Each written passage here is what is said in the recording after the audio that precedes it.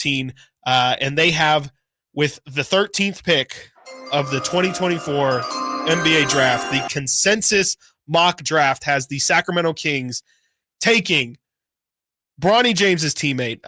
He should be known by his actual name, Isaiah Collier, who is a really, really highly touted guard. Alan, I'm sorry, a guard out of USC. I believe he was the number 1 recruit in this high school class. So if you're somebody who believes in someone with pedigree, you definitely have that. Shout out all the Nico Mannion supporters out there in Golden State who are probably screaming about that. Here's the write-up on one Isaiah Collier. And again, this is what I said earlier. Very interesting write-up here. Doesn't even start talking about the draft at all. This is from Hoops Hype. The biggest storyline for the Sacramento Kings isn't the upcoming draft or free agency. It's the future of Coach Mike Brown. After winning 48 games and ending the longest NBA playoff drought without a trip to the playoffs during the 2022-23 season and missing the playoffs despite winning 46 games this past season, the Kings and Brown have paused extension talks per ESPN. Part of the reasoning is that Kings ownership is displeased with the failure to repeat as a playoff team.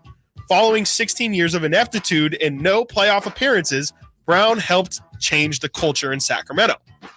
As for the draft, again, just to get that out there, I know you came here for mock drafts, but here's an update on what's happening in Sacramento. As for the draft, USC guard Isaiah Collier, the projected number 1 pick during January's aggregate mock draft, could help solidify the backcourt, the backup point guard minutes behind star De'Aaron Fox after Davion Mitchell and Keon Ellis saw their roles fluctuate at different times last season.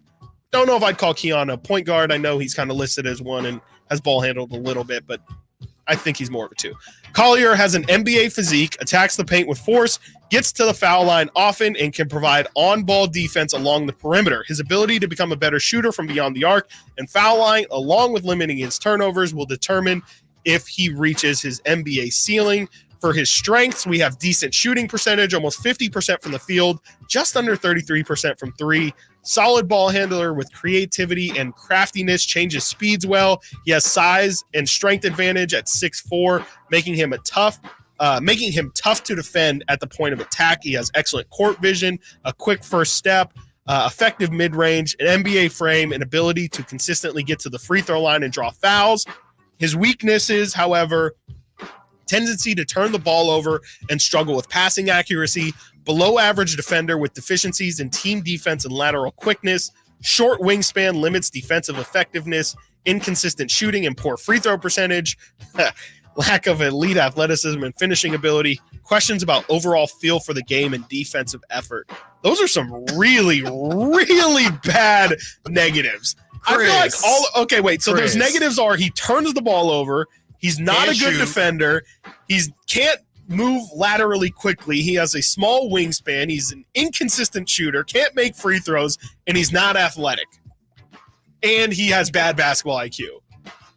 What exactly do you do here? I'm sorry, I'm saying watching these highlights. I mean, he looks athletic to me. He looks like a running back. I mean, They mentioned a couple different times about his frame. Right. Physique, yeah. Basically, what is this? What is this, Tinder? Is this Hinge? Yeah. Bumble? Love Island is coming back. It is coming back. 6'4" and 3/4 wingspan, 204 pounds. He did average 16 points a game last year, 4.3 assists, a steal and a half per game, shot 49% from the field, 33.8% from 3. Here's the tough one. This is 67% from the free throw line. Do these people hate Sacramento? I mean, respectfully, and maybe Isaiah will be good. He might. Just give us Tijon. Yeah. Let me see. Where was your boy anyway? Yeah, I was just about to see where everybody falls here, just to let you know who. We need to apologize to our listeners. You started that segment by saying Bronny, and it scared the hell out of me. Yeah. It was not cool. I'm throwing up the penalty flag. And I got to push you 10 yards back. Bronny James. Very, very fair. Let me see here. After 13, we have, again, this is the aggregate mock draft, taking 10 mock drafts and putting it together.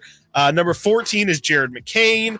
Number 15, Devin Carter, which is a name we've seen for the Kings as well. Number 16, Jacoby Walter. I also think these are good because you have a good sense of more so where these guys are supposed to go. And so more so on draft night, it's kind of like a, whoa, okay, if Jacoby Walter in 10 mock drafts, it seems as if he's going to go 16 and then he ends up going 11. Right. That's a really, really big jump in terms of what perception and reality was. Kyle Flipkowski out of Duke is going 17. Where is my guy? Here he is. Number 18, Tristan Da Silva going to the Orlando Magic, which does make sense to me as well. And I would also argue, if he makes sense for Orlando, I would definitely say he makes sense for Sacramento. I think it would be interesting to see him come off the bench. And a name we haven't seen in a while that used to be the talk of the town in terms of just polarizing conversation. Where is Zach Edey falling? 21. Zach Edey, who, there was definitely some mock drafts early in the process that had Edey around the Kings, if not at the Kings at 13. Zach Edey all the way down to 21. His best rank is at 14. And yeah, I think, I think in the 20s is probably the right range for Edey, just more specifically because those are the best teams. Right. And I feel like he just kind of needs to go to a team where he's just a role player. Like he only is going to have one or two things that he's going to be asked to do. And that's really it. And if he can do anything more than that, I think it's great. Well, there you have it. Isaiah Collier. Isaiah Collier. Another guard. Yes. Nobody wants the Kings to get any length, apparently. Yeah. And again, it's just all about Malik Monk leaving. How about our guy Johnny Furphy, too? He's at 27. He's not my guy. The Furf dog. This is where the Kings are right now. We're going to lose Malik Monk, Mike Brown. You don't have a coach? Yeah, you have no coach. And here's another small guard. Yep. Coming up next, we continue the conversation. And as you watch